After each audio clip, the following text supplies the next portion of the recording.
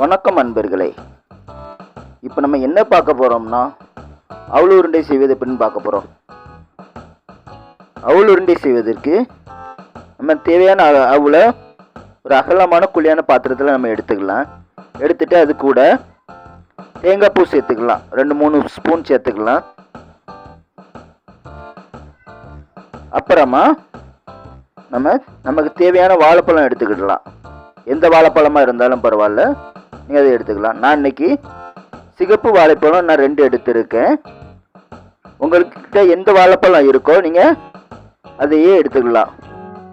அந்த பழத்தை நம்ம தோலை நீக்கிக்கிட்டு அதில் சேர்த்துக்கலாம்.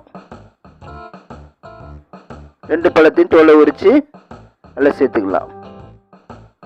சேர்த்துக்கிட்டு அந்த வாழைப்பழத்தை நம்ம அந்த அவளோடு சேர்த்து நல்லா பிசைஞ்சு எடுத்துக்கலாம்.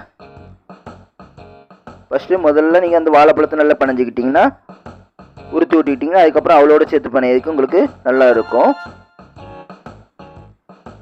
பாத்திரம் கொஞ்சம் சின்னதாக இருக்குது, அதனால் வேறு பாத்திரத்துக்கு மாற்றிக்கலாம்.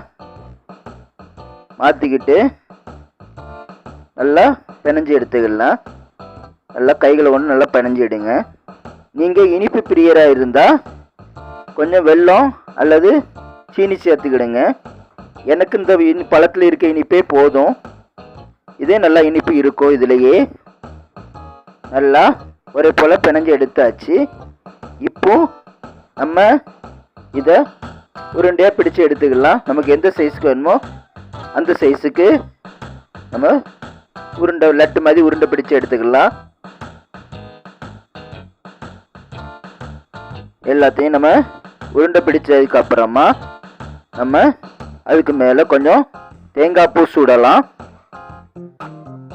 சுவையான சூப்பரான அவல் உருண்டை ரெடி ஆயிருச்சு.